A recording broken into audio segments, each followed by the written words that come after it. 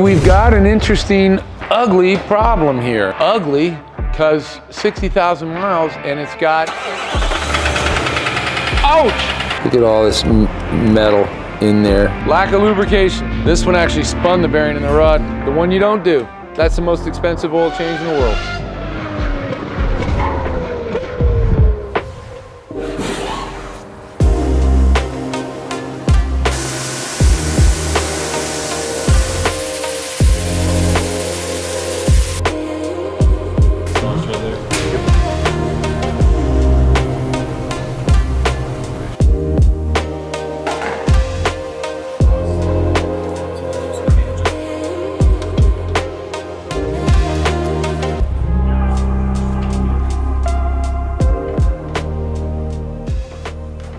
Now, this thing has been tough. We tried to work within the customer's budget. This is so much sludge in the engine. Didn't want us to rebuild the engine. It was too expensive, so we got a used engine.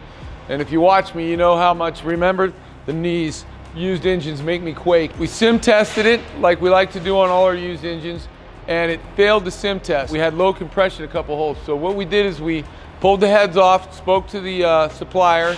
They worked with us. We pulled the heads off, did a complete valve job on them, and on a direct injected engine, that's a great thing to do because the valves were just carboned up to heck. Let's hear it.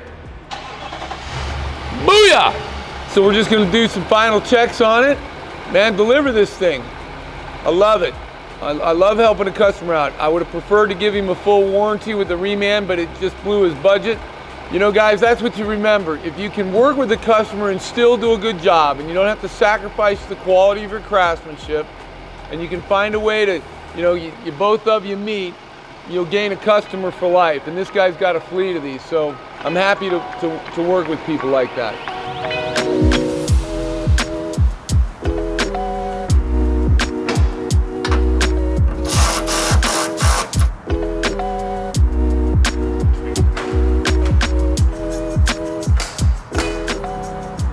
Nissan done. This is the one where the oil was just thick and nasty and the sludge inside this motor was beyond belief. Let's start it up, Kyle. Oh yeah, baby. Nice and quiet.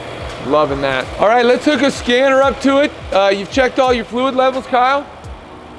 All fluid levels are good? Let's hook a scanner up to it and go for a drive and make sure all our ready code's set. At least we won't get the evap or the O2 sensors in the cat. I've got about 2 or 3 completed. Okay, let's take it for a drive. You know, this vehicle, Kyle, it was used as a transport for like a ski lodge from the bot, you know, like just between the hotel and the mountain or something like that. Right. So basically, this is, you know, let's start it up in cold weather and drive it for a mile back, and that's it. Let it sit until I got it and use it again.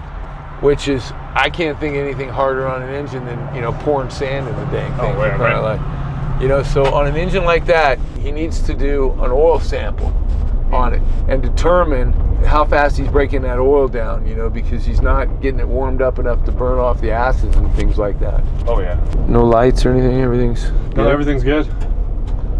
Okay, just take it down the frontage road. Now what we like to do, folks, you know, my 4 C's: condition, cause, Correction, confirm. You're the man, Kyle. Condition, cause, correction, confirm.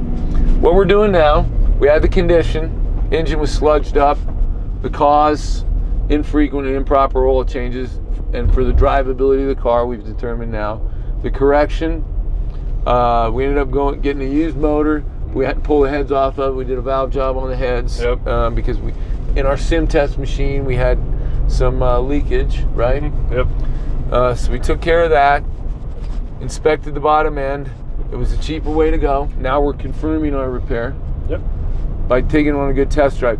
These are the things maybe sometimes, you know, a shop could just do a little better at. I know it's costly, but if you'll just stop and think for a minute, and Kyle knows this because he's been a tech for me for years, how much more costly is it, Kyle, when you didn't just take that extra 5 minutes or 10 minutes to confirm your repair, but now the customer comes back, the service writer's got to deal with it, you got to relook at it, you got to get back familiar with it, to you know, just blah, blah, blah. Usually, I mean, it's you bite the bullet on the big repair first go, it's It usually is better. Yeah. You know, you make Usually. sure. I mean, I got 99.9%. It's always better to make sure that when you're done with it, when you give birth to that thing, it don't come back to the hospital. I don't want to see it again. Nah. Yeah. Everything's looking good, man. The O2 sensors are nice and cycling. Whip this thing around. Let's get back to the shop. I think you're good, man.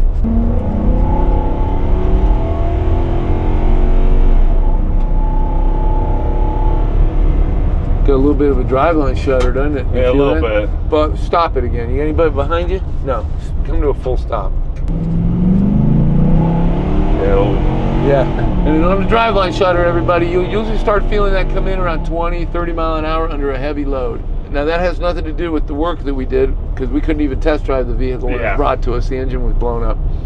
But these are things you want to put on your ticket. Customer spends all that money and they get the truck back, and they're totally like in the zone on this. They're gonna hear the squeaks, the rumble, the things like that.